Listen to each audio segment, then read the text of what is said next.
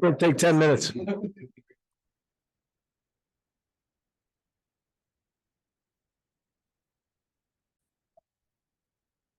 And now we are recording and folks can hear us. So live, Jamie, whenever you're ready.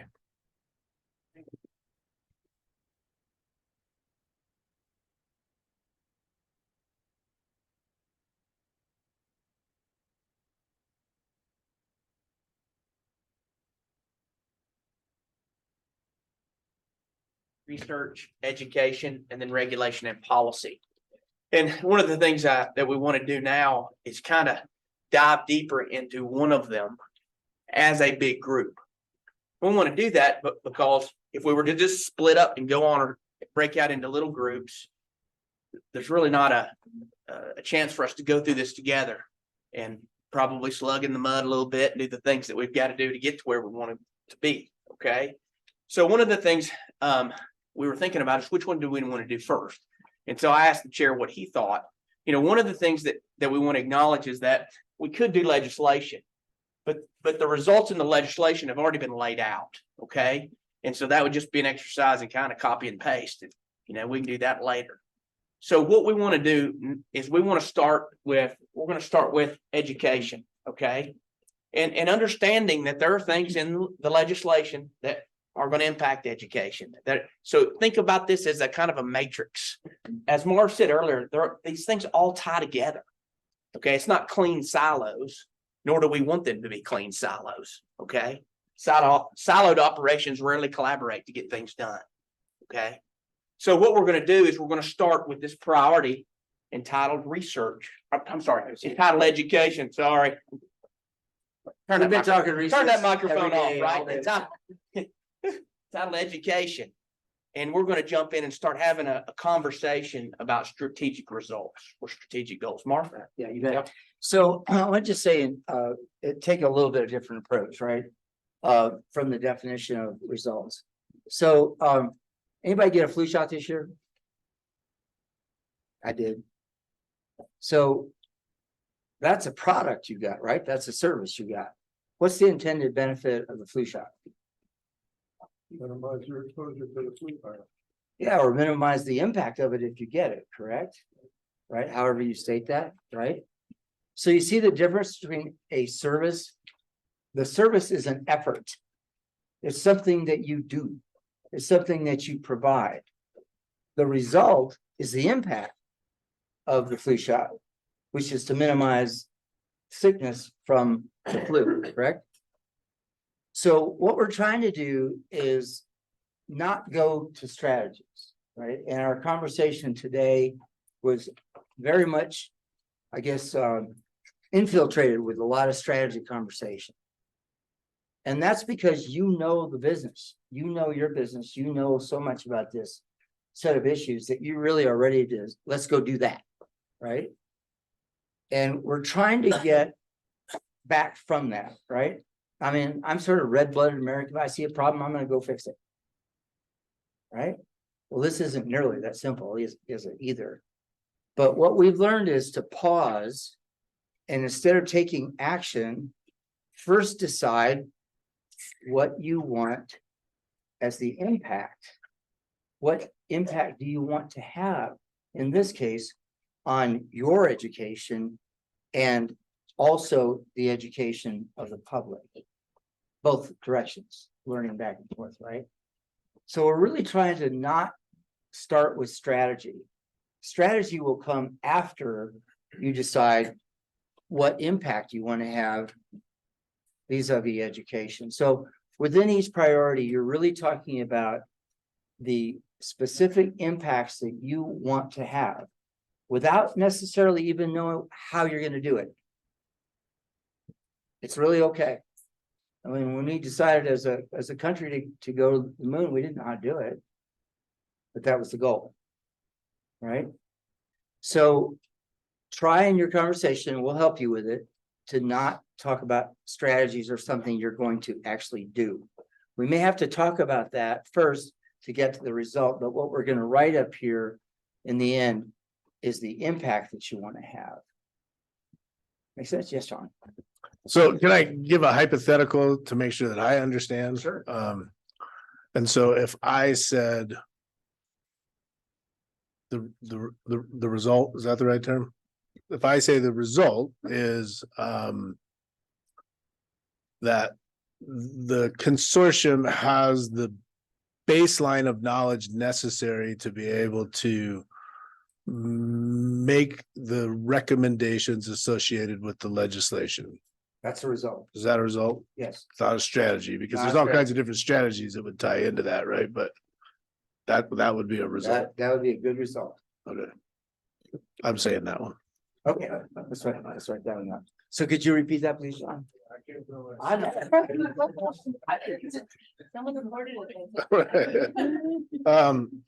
That the consortium has the baseline of knowledge necessary to make recommendations on the deliverables in the legislation.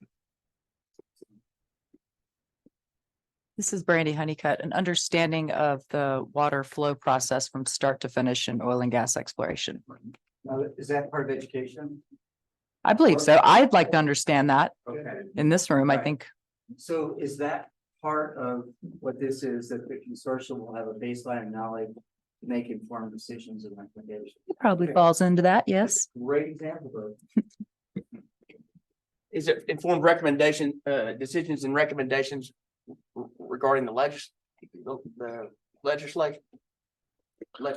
or The consortium will have a baseline of knowledge make to informed make, decisions and informed- recommendations? well, I just put informed recommendations because we're really not a decision-making body. Okay.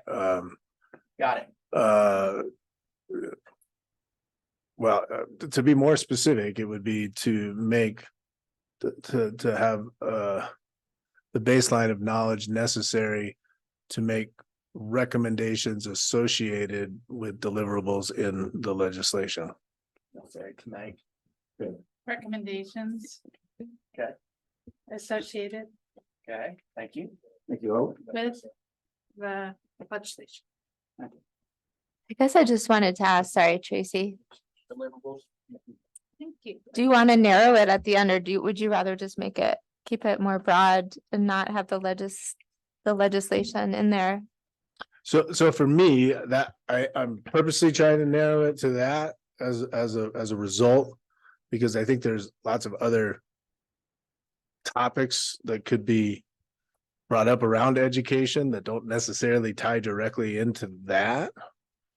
That I think should have separate results associated with it. Does that make sense, Tracy? Or I mean, that's at least my thought, because there's certain things that I think we want to get educated on that will directly tie into deliverables in the legislation. There's other things that we may want education on that may not tie directly into that.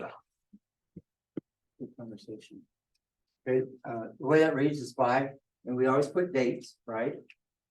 Because without a date, there's no deadline, right? Deadlines happen to work. You can move them, but they do create a pace of work, right? So by a certain date, the consortium will have a baseline of knowledge necessary to make recommendations associated with the deliverables in the legislation. That's a very clear result. Do we have consensus that that's a good result to have in here regarding education? Okay, this really focused on youth, right? Which is really important. All right. John, you thought you were thinking of another result that was education for the consortium beyond legislation that Tracy asked about earlier?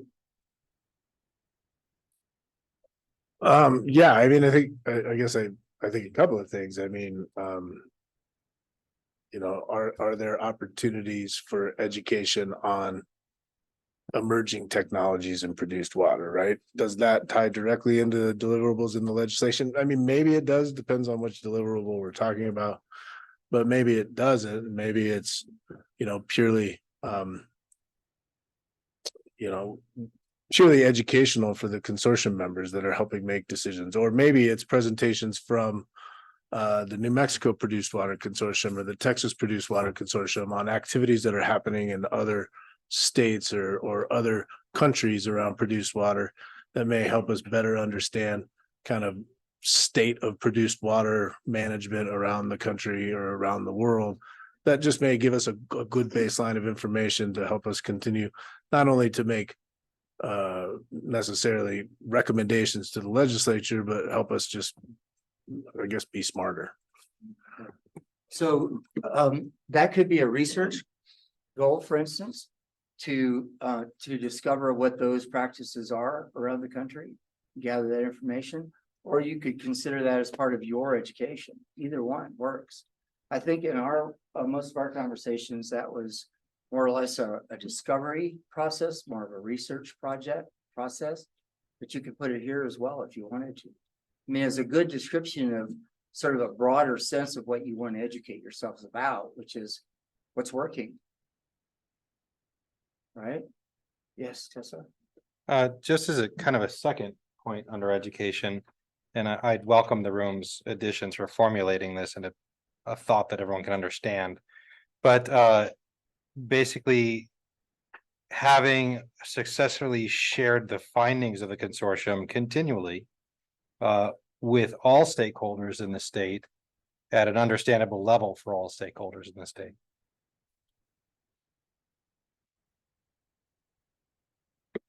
So in a way, that's sort of an ongoing result, isn't it? That the public will basically be kept abreast of what you are learning and what you're discovering.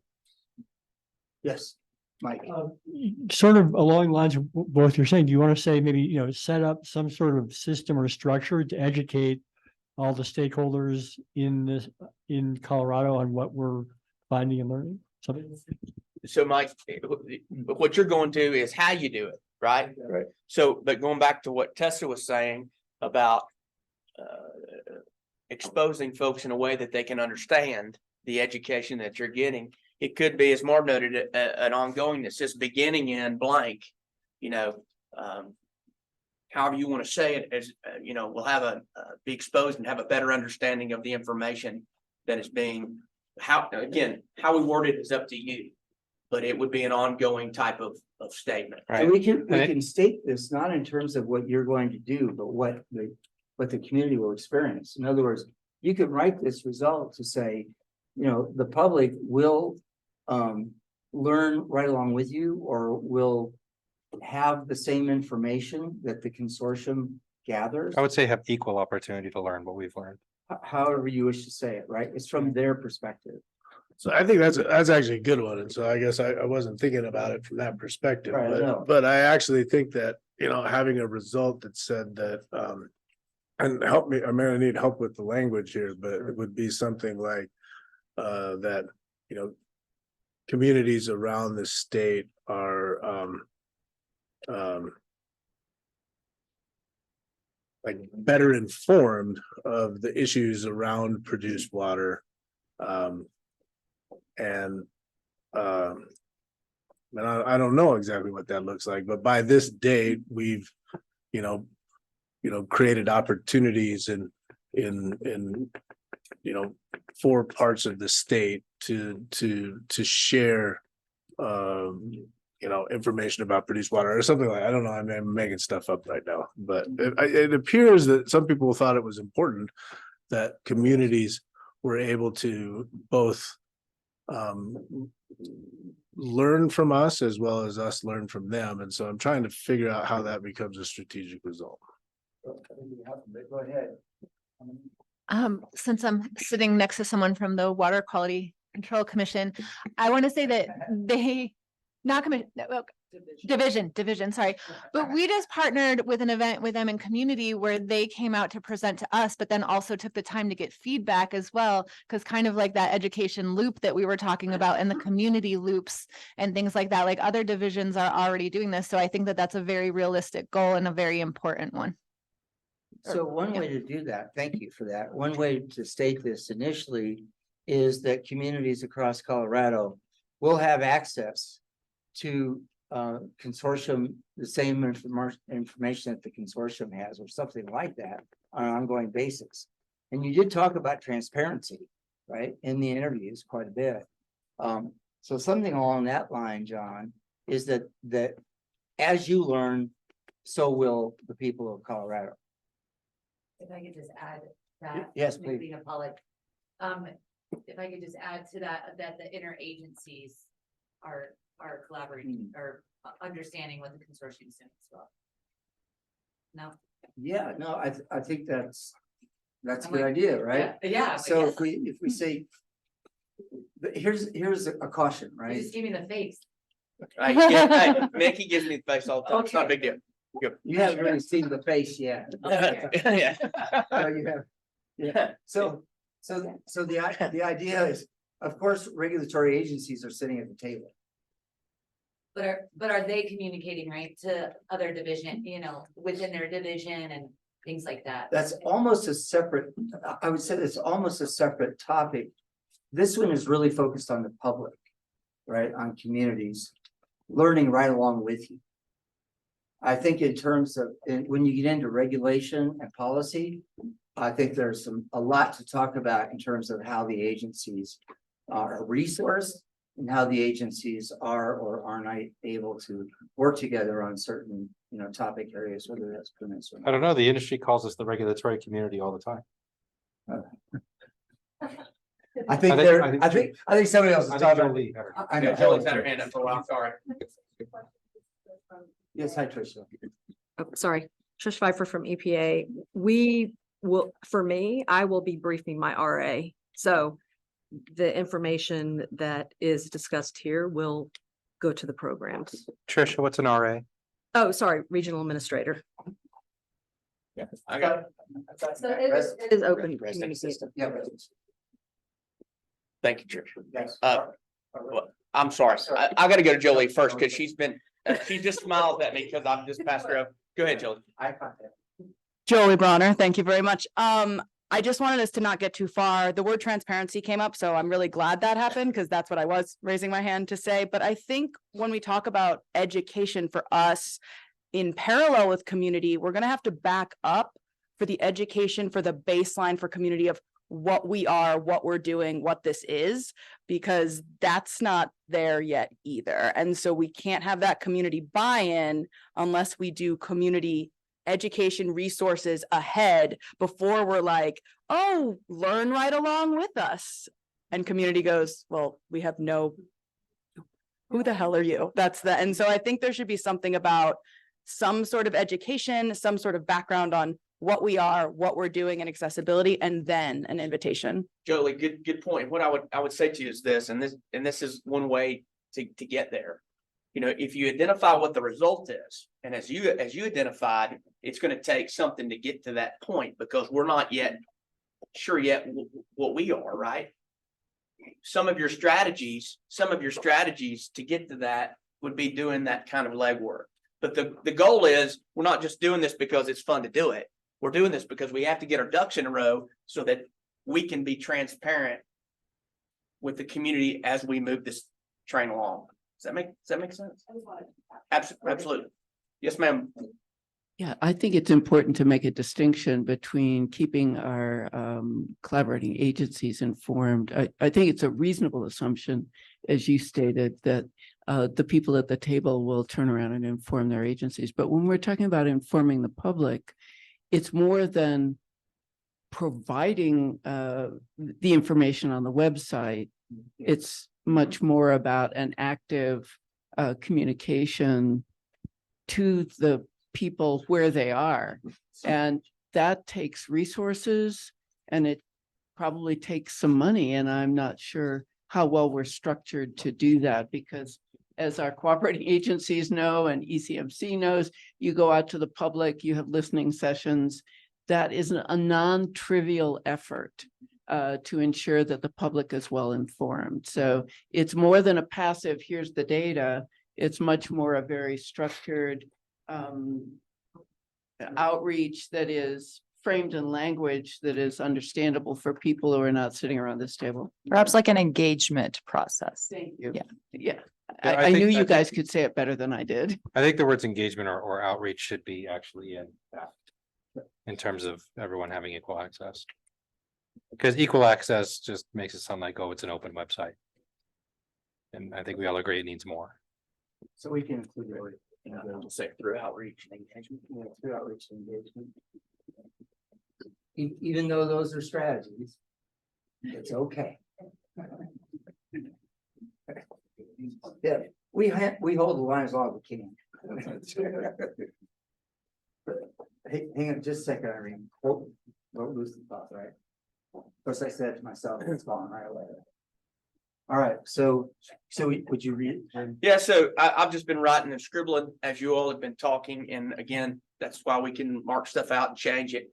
But because this is an ongoing, right, it's not something that you do and stop, correct? The way I've written it thus far, it says beginning in whenever, through outreach and engagement. The question is it the public will have, or is it communities will have equal access to or be informed about? How do you all want to say this? We'll have equal access to information from the consortium on a regular basis. Jacob? Thank you. I feel like it would be really helpful for us to be more specific than just the public.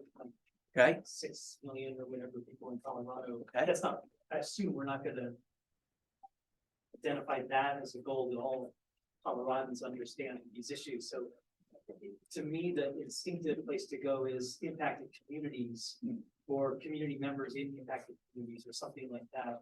I realize that maybe skips the definition of impacted, and that's relevant, but some way of being more specific about who it is across the public that we are committing to figuring out how we're gonna make sure that those folks have access to and opportunity to understand all the stuff that we're learning. So let me ask you a question.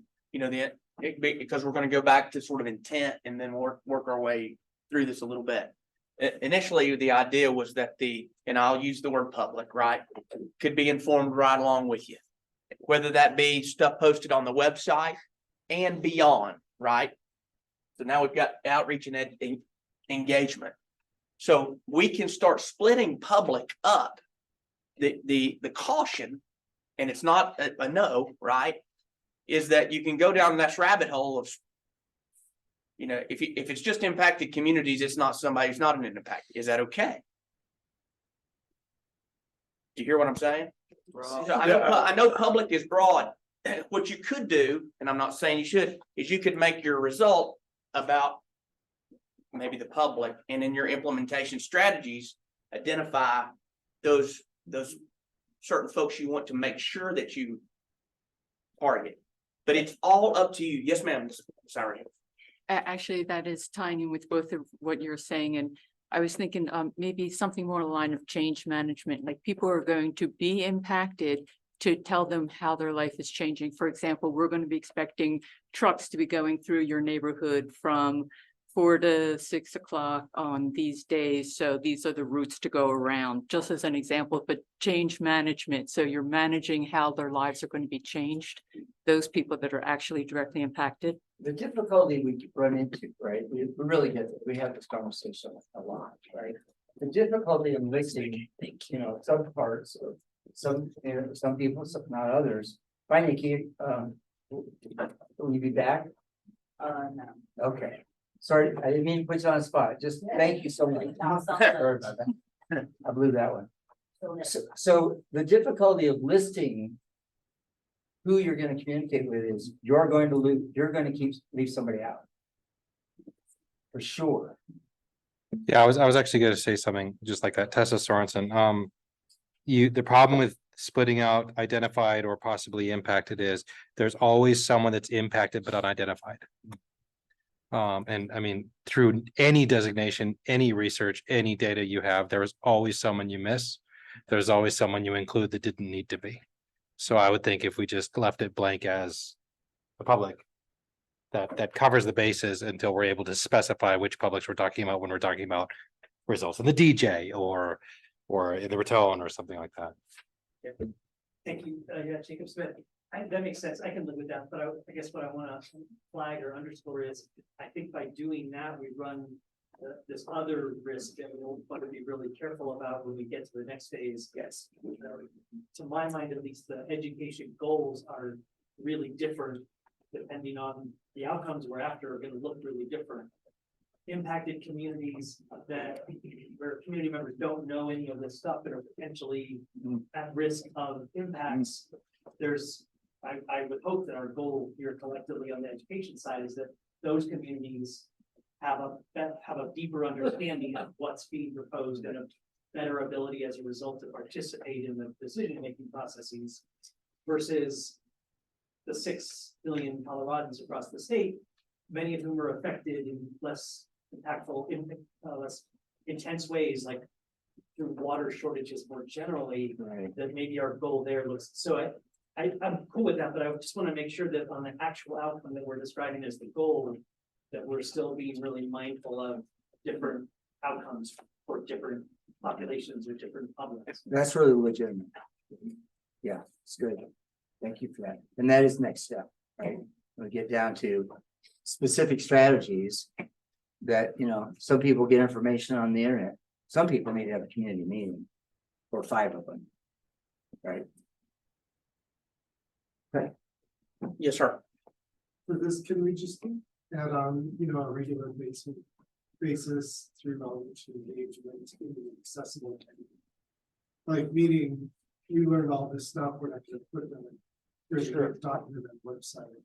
We want it accessible to people that want to. Several of you that have mentioned that. That's a characteristic, the critical characteristic of how you want to engage and how you want to inform, right?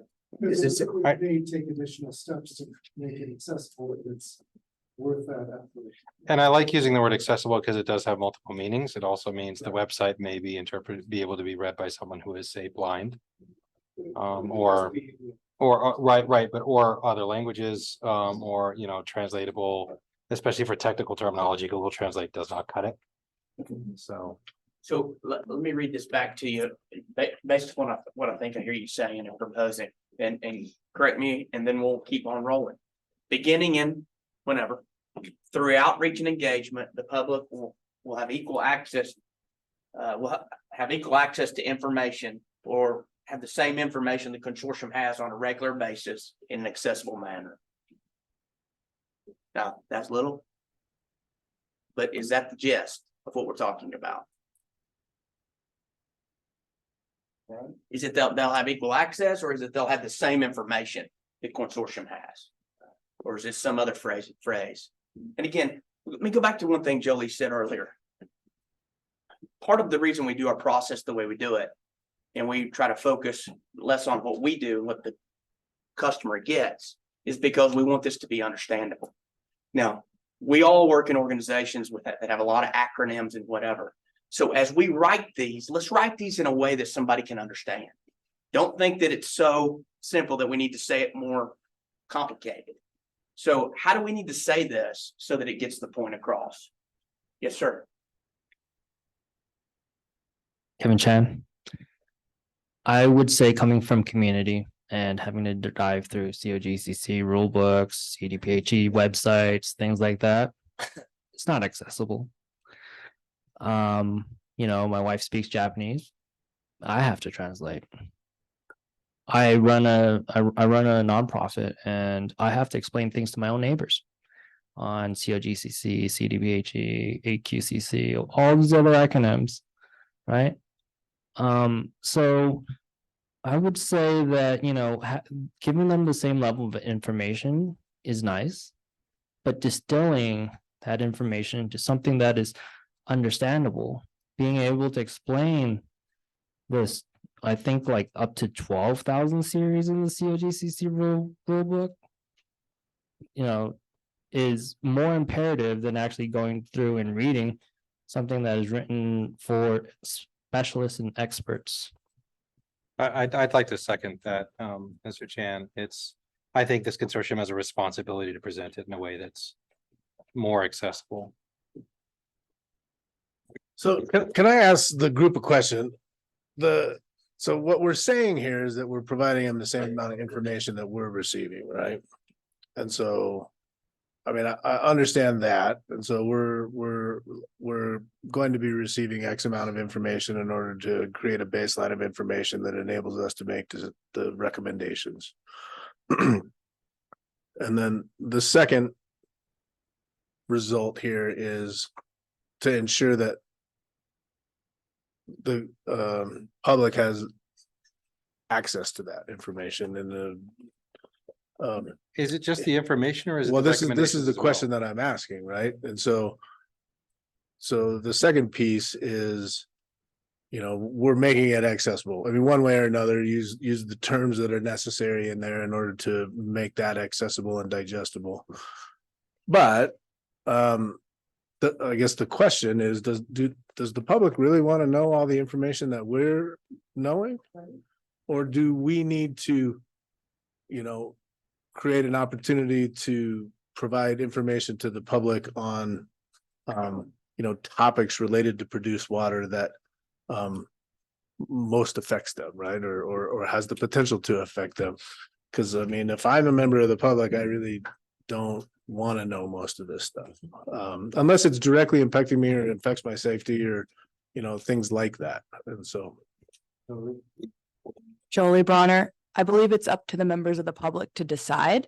And so if we make it accessible, they can use it. I'm not saying we have to do trainings on every topic we do, by no means, but I think there's something in between here where we can make it accessible, the information is available, and no, maybe they don't get the same articles we read. Maybe not everything has to be translated to a 5th grade reading level, but I don't think it's our place to say, I don't think the public needs this. So I want us to just be careful as we kind of enter that area. Yeah, and I do want to clarify. So as far as accessibility of the stuff that's being presented to us, I think that's a no-brainer, right? But so I'm asking, is that the deliverable or not the deliverable, the result? And if that's the case, then I understand. But I've also, as I read some of the stuff that was in the interviews, it seems like there was a desire to hear from and provide information to community members, which is really different than just making sure that they have access to the information that we have versus making sure that they. I think that's in communities and environmental. And that could be. Yeah, And I so I just was thought just that was trying a to better different understand, you know, how those two things work together. John, you were thinking of, you know, the information that you have as opposed to what, or what's the alternative that you said? I think you got cut off.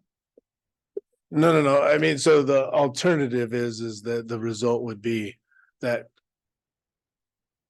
you know, and you could say impacted communities if you wanted. I mean, however you wanted to say it, but that there are communities, you know, let's say impacted communities in Colorado have a baseline of knowledge necessary in order to understand the activities around produced water that may affect them or something like that. I mean, I don't know if that's the right thing.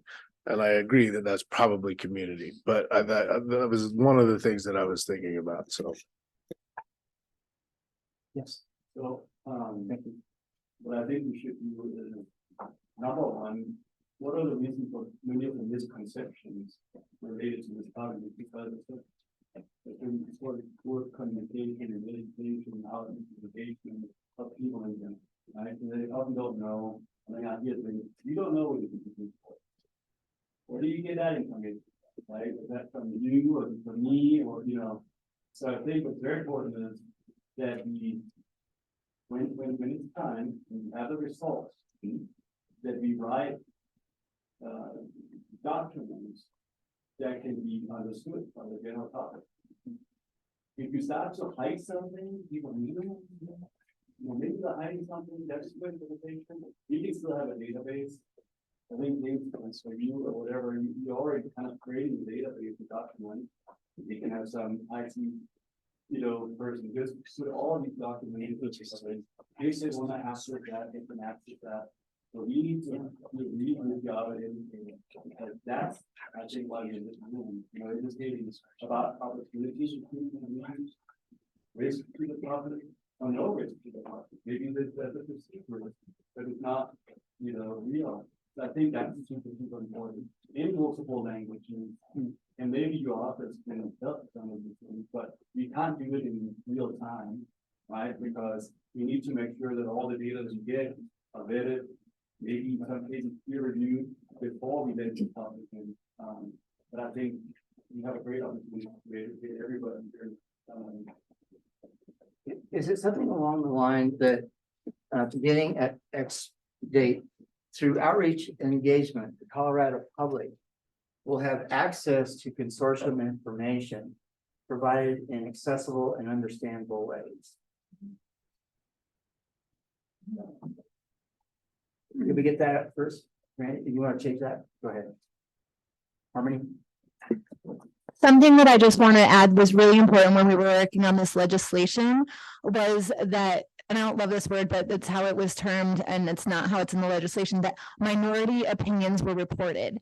And as I listen to this room, I can tell that we have different opinions about things. So I'm also someone who highly engages with disproportionately impacted communities and trying to do engagement back and forth. So I think it's really important that there is like Produce Water 101, and you kind of can choose your own adventure from there. Here's a quick video on what it is. Here's the things, then here's our articles. If you want to dive deeper, here you go kind of thing. So that's approachable to people at the level that they're at.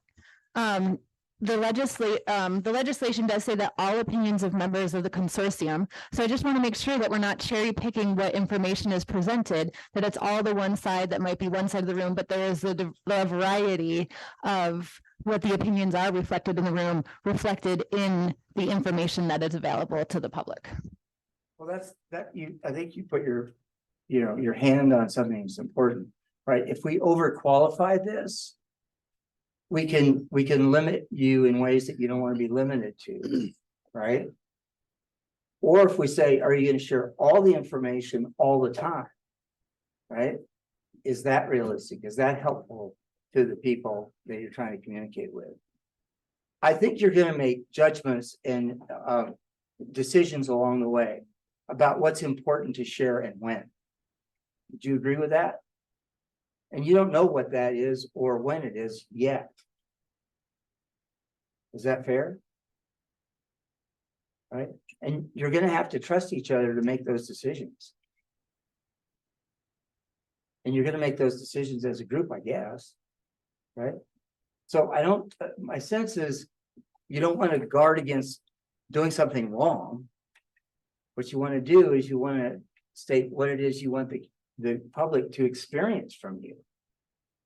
And trust yourselves to do it, in ethical, vibrant, understandable, all those characteristics. And I think that's kind of what you're debating now a little bit is strategy. And I don't think we're ready to talk about strategy. Did I miss something, Harmony? Okay. Michael, what? Freeman, I was just gonna suggest an amendment to your draft language. I don't know if you want to do that now or. No, please, okay. yeah, bring it. What if we said, beginning by X date through outreach and engagement, interested members of the public will have a full understanding of the issues we're addressing, and all members of the public will have access to the same information that we do. So that I think this is trying to go to the point I think you're making, John, that we want to have a result. So the result would be, if you're interested in knowing what we're doing, you'll have a complete, full understanding of it. But that for everyone else, they'll have we'll make sure that that all of the information about what we're doing is readily accessible to the community. I think you can measure the latter, but it's very hard to measure the former, which is, do they understand it? Right? Chloe Danforth, and I'm thoroughly in strategy right now, so I need help articulating a result from here. Nowhere in here have we explicitly, it's implicit, canonize this idea of listening to the communities. So I don't really know how, and that's again, baseline setting, what are communities' concerns? What are those places of misunderstanding or, oftentimes communities are actually very well informed and they have very well articulated questions and concerns. So how do we result around including listening tours and this could be scope creep, but I do think listening should be part of that. So Chloe, it's almost a different. Is this the community? Because this started out. No, it's good. It's really good, but this started out as a really basically saying, if I could go back to what Tessa said, is an ongoing goal of providing access to information, okay? Of providing information to the public, and that's where we started, right? Now, the listening to better understand what folks want to hear, or that's different. And I would argue if that's something that is something the group's passionate about, that'd be another result, but it would be separate because access and understanding are two different things, right? Right. Yes, sir. Yes. Thank you. Two things. One, so Mike, I had a slightly different idea about the same we're getting at. If I understood you, John, you were asking if the no-brainer ones up there were very close. And you were asking if we should also have another one. If I understood that right, even if I didn't, I like that. I do think it seems like we have agreement on that. Yeah. We should just call that one good if we actually have agreement on it, because it does seem like a no-brainer. Of course, we want all of this stuff that we're not selecting or hiding or whatever available in accessible ways, et cetera.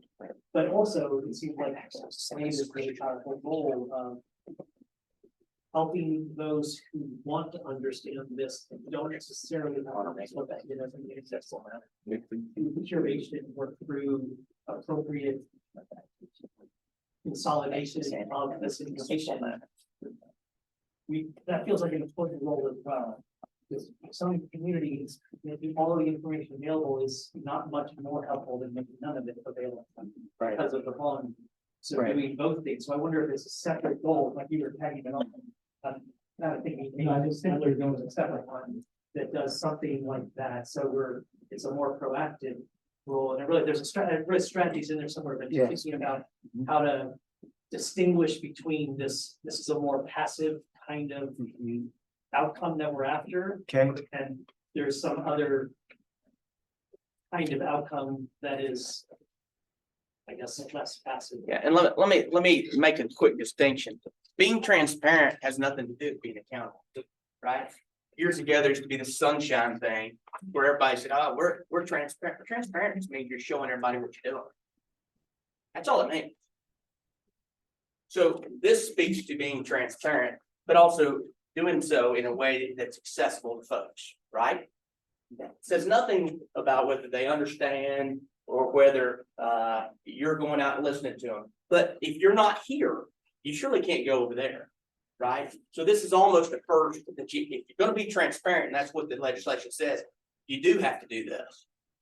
Yes, sir.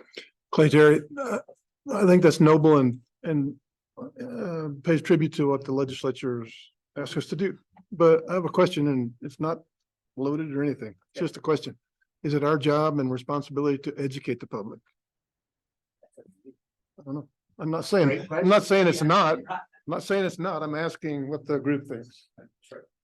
This is Brandy Honeycutt, and this might be a little bit different, but I wanted to say it before I forgot, but the term empowerment keeps coming into my mind. So like an impact that education can have on the public is the feeling of empowerment by the public to be involved in decisions down the road in their communities that involve all of this. So that might be a totally different result, or maybe not even anything at all to write down, but something I thought of. Yes. I was just going to add the term social license. So we always have a challenge with agency government work to ensure that the public has trust in what's being done. So the transparency addresses one level of that, Right. But the next level is active engagement to provide, you're not going to ensure that they understand it, but provide an opportunity for interested members of the public to learn more. And that goes beyond transparency. It's a proactive step at public education. Is it about, picking up on what you said and John, what you said, is it really that communities impacted by produced water, right, will be engaged in the conversation about, you know, forward-looking, I'm making this up, about recommendations that the consortium is interested in making. Now, that's a dangerous thing to say. Because it could completely stymie you in terms of making decisions and moving ahead if you think you need to consult with the public every time you're going to make a recommendation. Maybe you do. Or you do it as representatives of the public. I don't know. Just a clarification, that is not at all what I was suggesting. Thank you. I'm sorry. Yes, I was you earlier. Sorry. That's okay. Irene Andrus, playing off of both what John was saying and Jacob was saying, do we want to have a way to proactively engage, like to subscribe to a newsletter or something like that? So if people do want to stay informed, like there's the passive where they can go to the website and see what we've posted, but the active would be that they would be able to subscribe to some kind of a newsletter or something along That those could be a lines. strategy, for sure. Barbara, could I come back to you and ask you to help clarify what I did not understand? I'm sorry, what was your question? Could you clarify again what you said before that I misunderstood? Right. No, I'm talking about digesting information and putting it into a form that isn't so overwhelming that it's that it deflects public education. It provides information in a form that allows them to understand what we're doing and hopefully develop confidence that we're doing it in a comprehensive, open, transparent way.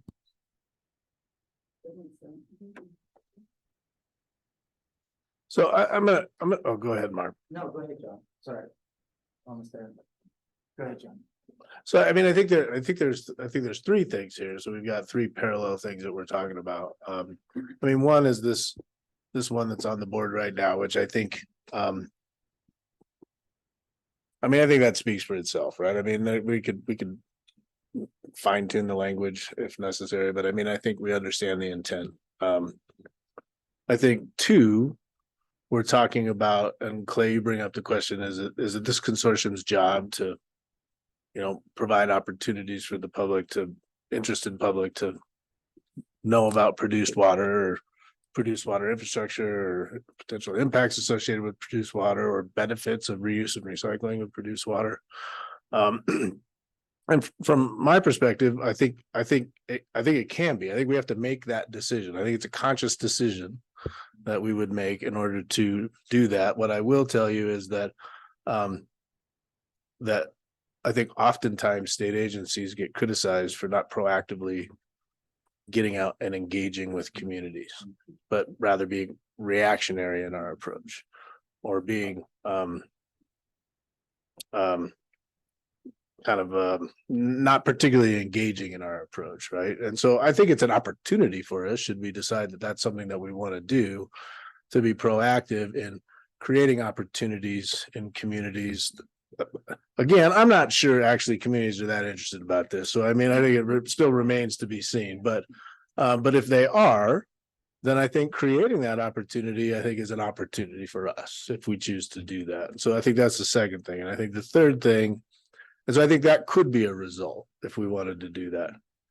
The third result that I heard, I think, came from Cloel, and that really is talking about public input to the consortium itself. Is that fair? And so how do we create a result around public input? And I think that's true as far as how the public interacts with our meetings.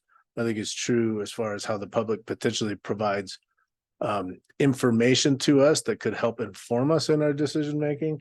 And I think it's also important for the public to be able to criticize us for, you know, any recommendations that we may make, right? Which is inevitable. So get ready. And so I think that's a good one too. But I think there's a result of, you know, how do we ensure that the public has the ability to provide these things, you know, whatever that result may be. Am I missing anything there? Are those like three? Sorry, I agree. I just want to say I like that a lot. Those three feel like distinct, all important. Okay. So starting at the end. Don't ask me to say it again. Sorry. No, I'm sorry, go ahead. That's right. John, I have a quick question. Yep. If we do decide to do number 2, which is do more outreach in the communities, could we get like a community involvement coordinator? I know EPA uses them a lot, on complex sites. It's Hope's over here freaking out right now, and I understand. Can we hold Okay. back on funding and strategy? Yeah. Implementation. Well, Were you done? no, that's okay though. I'm sorry. If you want me to hold off, I will. I just was thinking if we are gonna go that route, I mean, that is a lot of work. I mean, that's significant to do community outreach. And just wondering if there's an option to get somebody that is, has expertise in that. But we wanna hold you back. I know. Strategies and funding and staff and all that. What I wanted to suggest is we could potentially massage this instead of the public. It might be partnerships, like developing partnerships with these people that do have the expertise in community outreach or education, or like I was even thinking I don't know what the public is, but I think in audiences. And so like the regulatory agencies would be someone that we need to at least say, hey, we're the consortium, we just started, we want to work with you, something like that. And we want to do that with our other partner agencies, our community groups. And instead of focusing on the public, which would be a lot of money, a lot of work.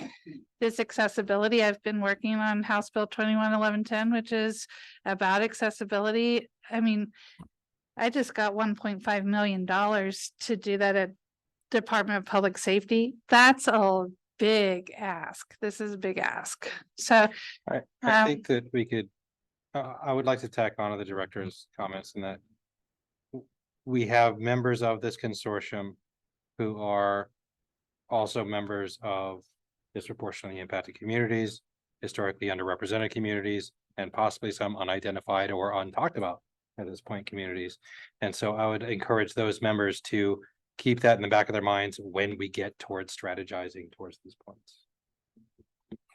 So a way, then I'll get to some language. This is a logistical question as well for how we're operating. Do we have a forum for public comment online related to this process? That could be a great way to at least get that input started, and a place to capture that passion as it starts. And then we could do in person or in community when we wanted to talk about that. But as a way to bridge this gap, I know we're not on solutions, but I didn't know if we had that set up or if we had that capacity. Thank you.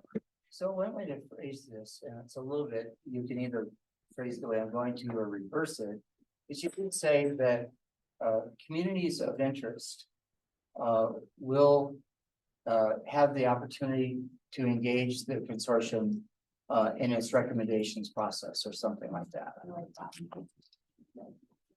Like that? Communities of interest, right? Which, is basically defined around this table and others that we don't know, right? So let's say that by such a date, communities of interest will have the opportunity to engage with the consortium regarding its recommendations. You want to leave it as recommendations, something like that? You said something about the process. I like that. I think it's all of our work. I would think our work, our bodies. What does that mean? That is the question. Yes.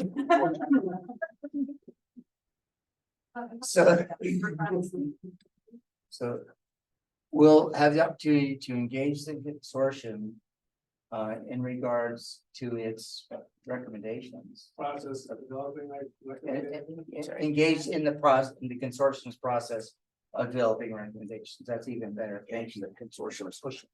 Engage the consortium's process of making.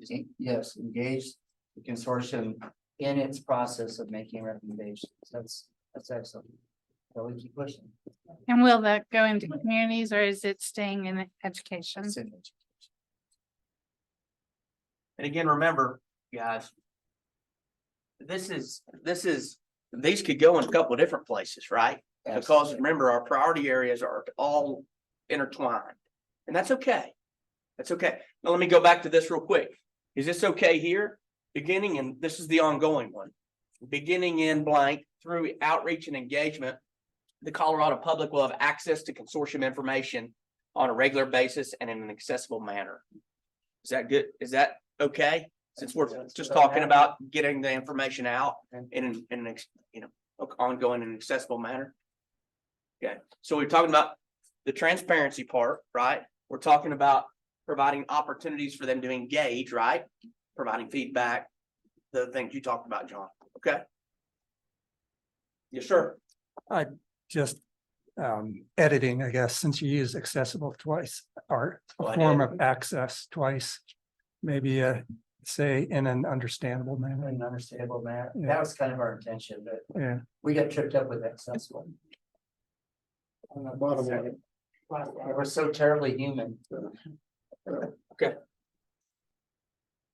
So several of you talked about the information being understandable, and that was a key characteristic of what several of you mentioned. I'm literally just scratching my head. It's a good thing this is not an auction, right? We just want to bought the painting, right?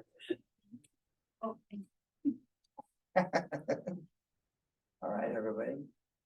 So John, you mentioned three things. Are we missing the middle one here? Can you please help us get back to that?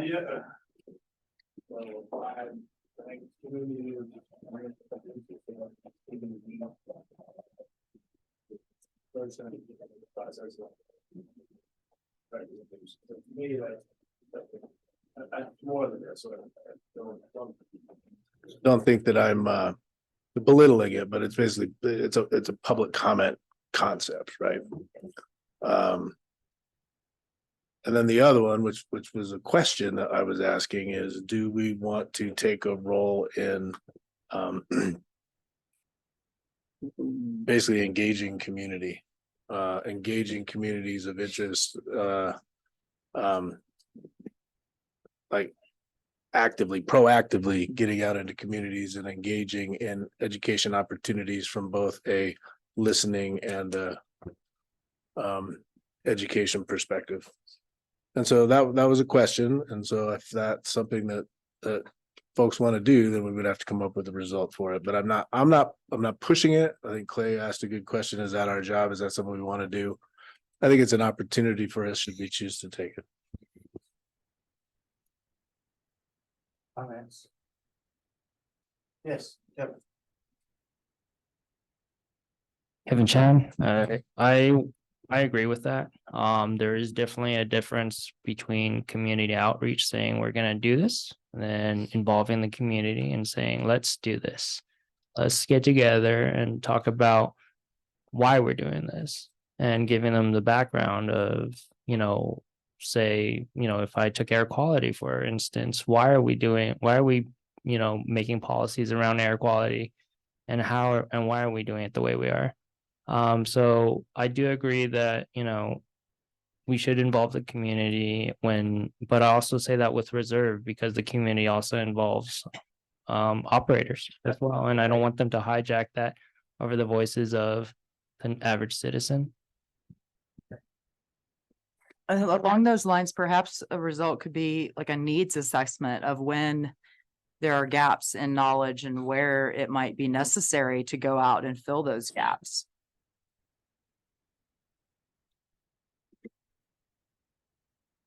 Yes, so there's a couple ways you could do that. If you feel like it's premature to lay down and say, hey, we're going to do proactive now, you could say, before we do that, we need to know what the gaps are. Secondly, or the other option is to go ahead and say, we're going to do it.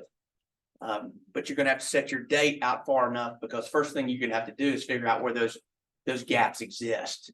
Otherwise, we're just taking off to go talk to folks without really understanding where it is, that the information is needed. So there's two ways to tackle that one, Brandon. Yeah, and that one could also potentially go in community, maybe. Good. I don't know. Yeah. Good. Well, I'm kind of going back to something, Eric, you said earlier, which is you need a baseline on everything, right? Yeah. Including understanding. So one thing you could do is say that the consortium will proactively engage with communities of interest based on an assessment of what has been shared or what. It's hard to say what the public already knows because we have no idea what they know. Well, and I appreciate that. I mean, you're looking at me because I brought it up and that's fair. But really, I brought it up because I think it was something that I thought I heard from this room. And so if it's not something that's coming from this room, then I think it's okay right now to leave it off and focus on these other things. And so I think again, we would have to see like I guess better interest in this topic from the room before I thought we'd put it up there.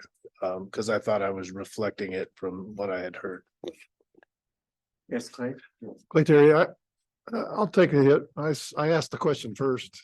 I think it's a great idea to provide some active engagement and educational opportunities about not only what the consortium was designed to do, what our charges are, and as we go through these processes, what we think are important and what our recommendations are going to be and the reasons behind them. I think the oil and gas industry has been way too silent for too long. And I think this is a great opportunity to do that. I just submit that with 6 million people in the state, you're not going to have a very, a uniform level of understanding.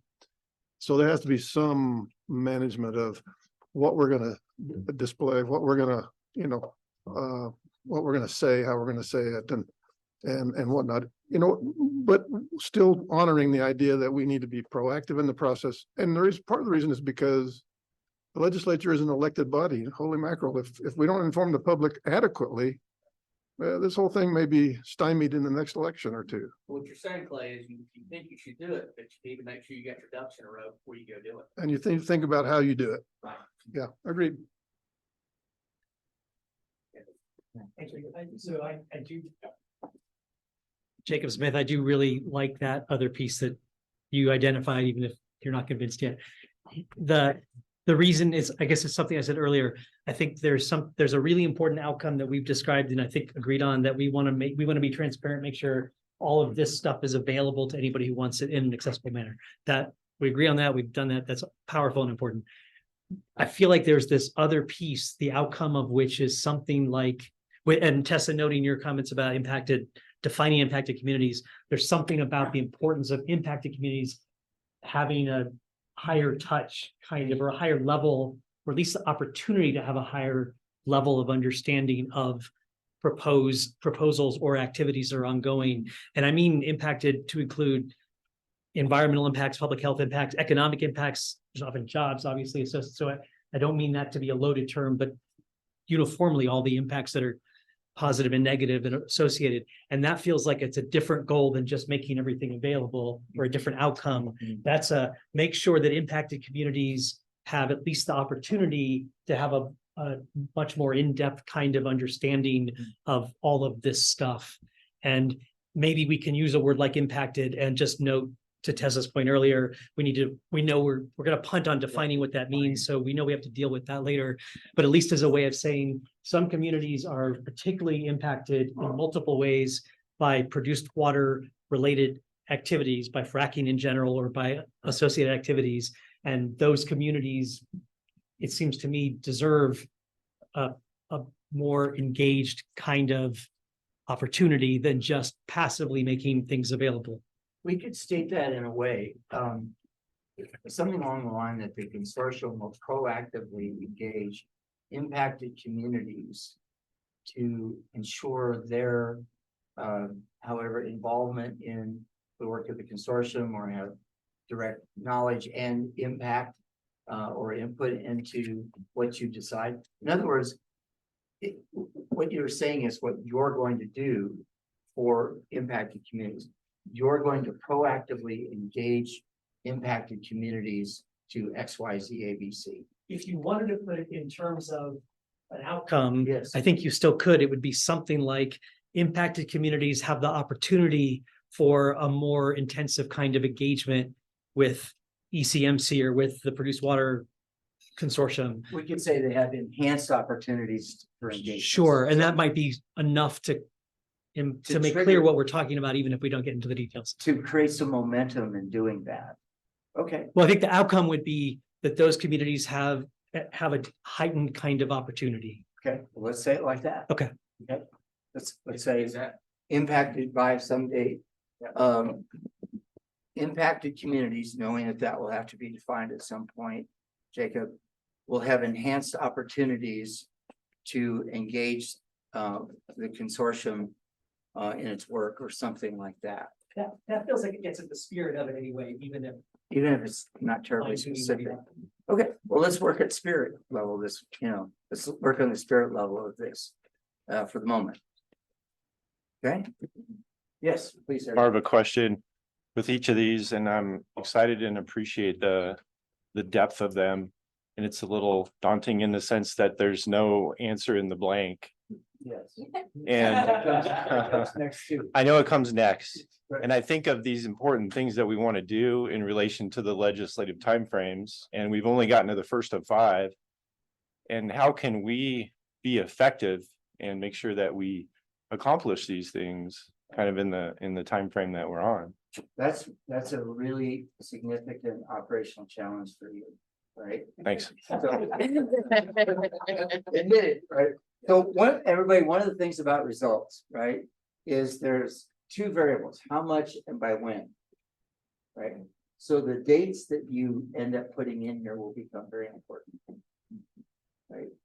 So you probably won't say by January of 2024, communities impacted will be fully engaged, although you might, right? Just saying that. I would think so. I thought it was the safe one, right? So you could choose dates that you believe are appropriate and achievable. So that's why we're not filling in the dates right now. But you're right. It's significant. And that's also why we recommend that you don't develop too very many results within each priority. Right?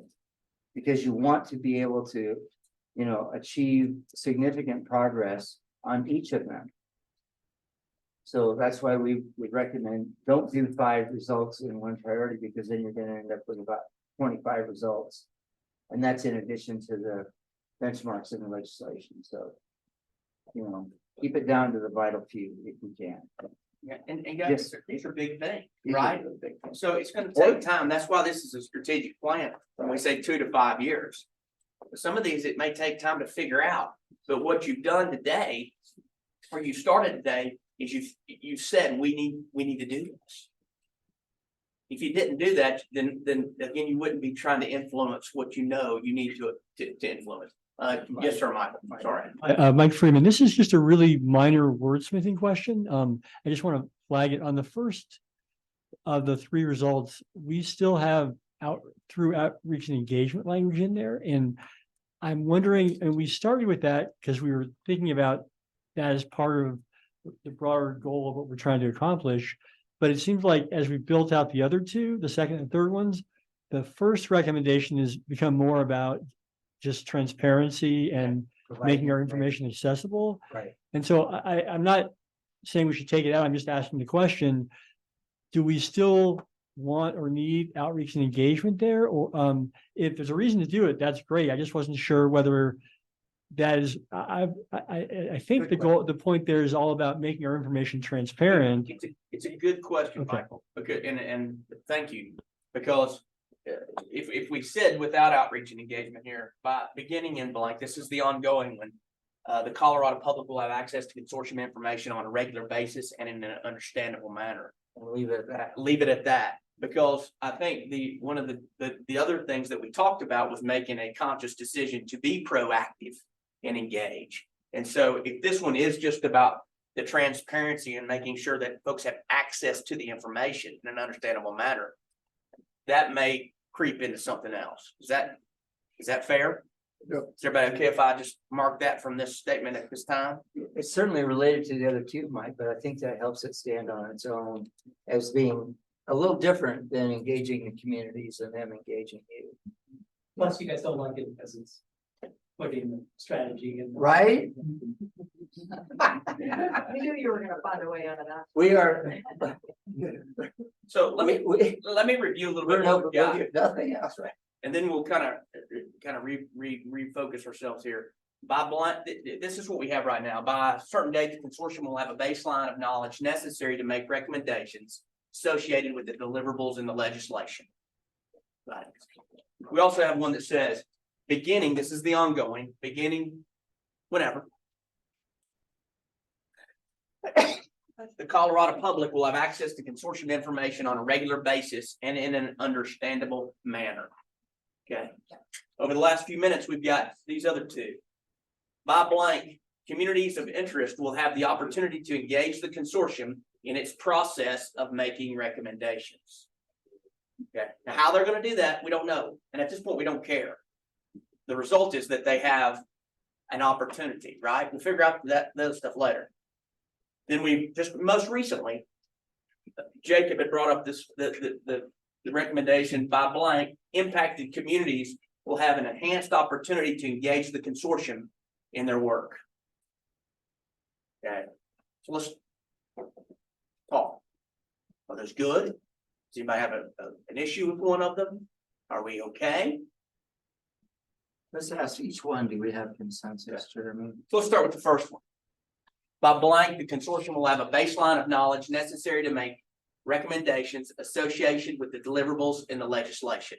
Everybody good with that? Yes. Having that baseline of knowledge? Yeah. Beginning at a certain date and time, the Colorado public will have access to consortium information on a regular basis and in an understandable manner. I have a question on this one. And this may be overly nitpicky, so tell me if it is. I like accessible as that second to last word because it means something different than understandable. Yes, I agree. So I wonder if there's another way to do the copy editing you were after that doesn't use accessible. It could be, just having some form of access in the sense. Totally.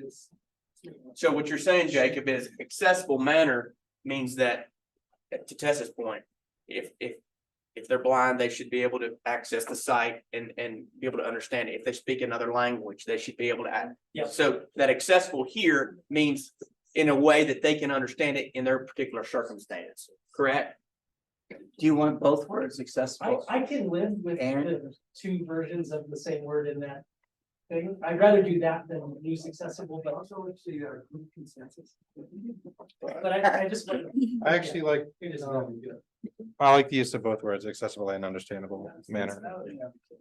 On a regular basis, in accessible and understandable ways. Correct. Something as simple as that. Is that I'm good with that. So, okay, help me understand. in accessible and understandable ways? Just Use both in words. accessible and understandable ways. I just say ways instead of means. Yeah. All right. Okay, yeah. Good job. Thank you for indulging. Yeah, no, it's very good. So then we'll ask for consensus, Okay. with this modification. That makes sense? Good with that? Yes.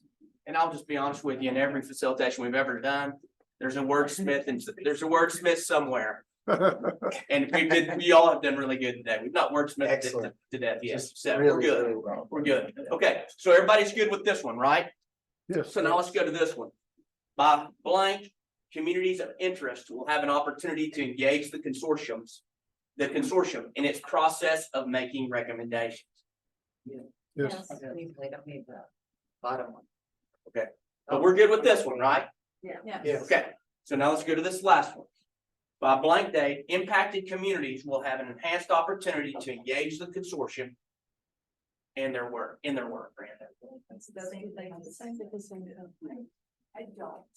Okay, go ahead, Jolie. I don't.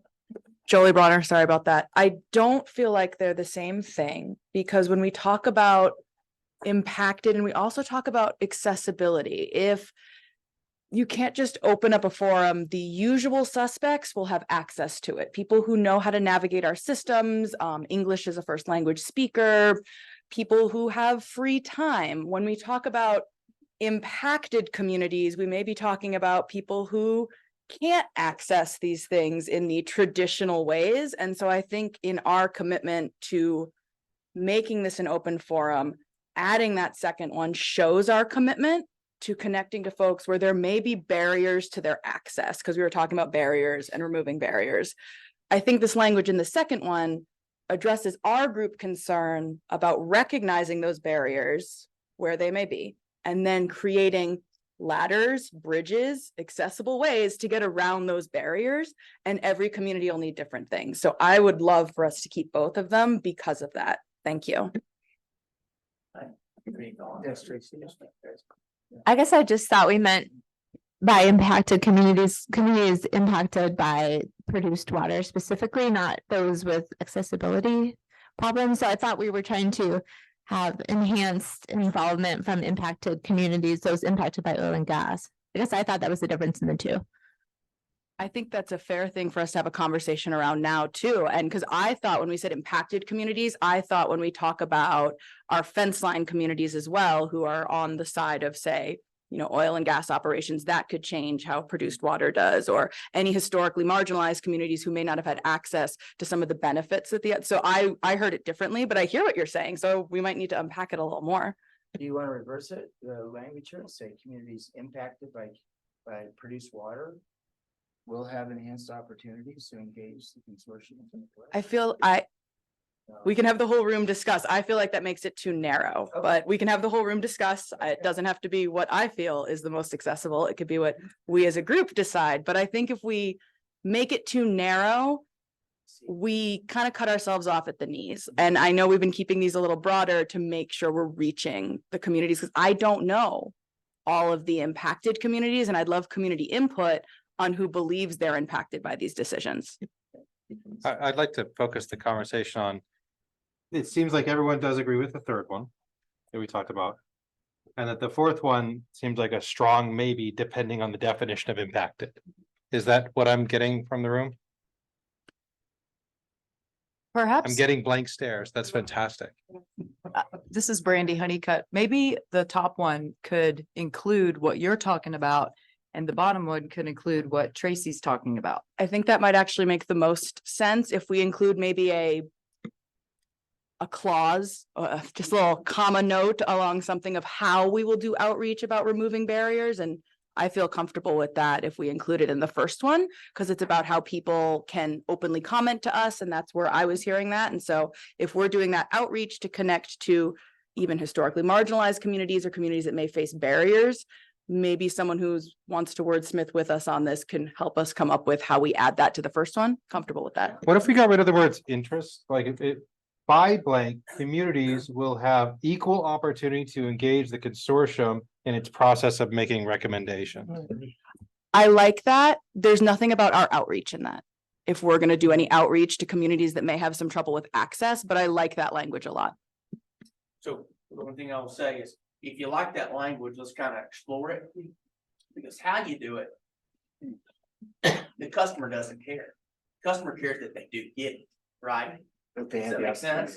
So what they're counting on is you figuring out that, so that they experience the result.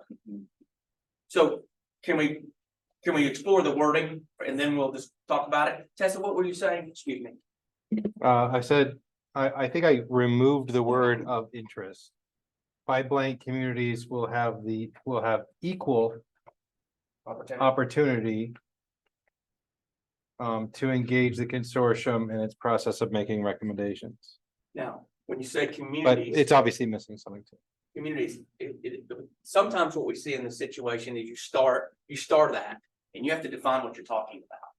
And you may, in a footnote, describe what you're talking about when you're talking about communities. It could be impacted communities, it could be, but it seems to me that you all have to do some work in regards to figuring out what those. Why can't you just use the word all communities? Well, because I think what I'm hearing, Clay, is that there's power in breaking it out. Sure. I mean, if you put everything in one story, you lose the stories that you feel like you need to say. And what I've heard is that regardless of how you, whether you use one or two, there has to be some designation in here that says we're looking at different things. Just because we removed outreach and engagement from the first one, we now have outreach nowhere. That's the only reason I keep bringing up the outreach piece. Jolie Bronner, sorry, I didn't say my name, but that was the only thing I didn't want us to lose. Well, and I think that's right. So I mean, I think we're conflating things now. So to me, the first one was at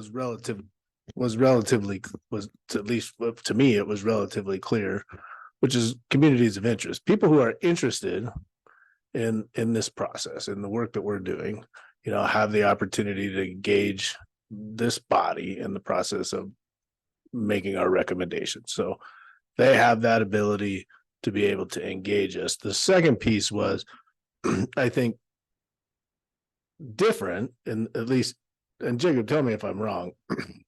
But in my mind, it was specific to communities impacted by oil and gas development, produced water, however you want to say. And just creating additional opportunities to get out in the community and not just tell our story, but also to listen, right? And so, and to me, it's a really different thing. And I don't know if that necessarily ties into our legislation even. I mean, it does, I think, conceptually, but I don't think there's a specific deliverable to do this. But I think it's a good idea for state agencies to be able, and I'm calling us an agency. I know we're not an agency, but we're a consortium. But it's a good idea for us to, you know, proactively go out and engage. And I honestly think this is not happening in the spring, right? It's just not going to happen. But it may happen, you know, a couple of years from now as we're continuing to work, or a year from now, or whatever that may be, in order to be able to continue. So I think it's a worthy goal or result. I mean, and so I find that to be a pretty separate thing than the first one. As your consultant, we actually hear them separate too. We hear them as different. And what we see as originally written here, and I understand this has a very specific implication, right? Very specific. What we heard is two distinct trajectories, right? One is this one, communities of interest will have the opportunity to engage you. You're open, you're gonna come out, you're gonna be there, right? This one is about impacted communities. And it's an enhancement. It's like, okay, we're gonna make some very special efforts. This is gonna have a different trajectory than this in terms of what you do. This, you know, you're gonna get off your horse and walk into the room and talk to people, right? You're really gonna take some additional effort for these impacted communities, and you'll describe whether they're contiguous or whatever they are, right? This is really gonna require you to take some additional effort that's over and above any one of the other three, we think.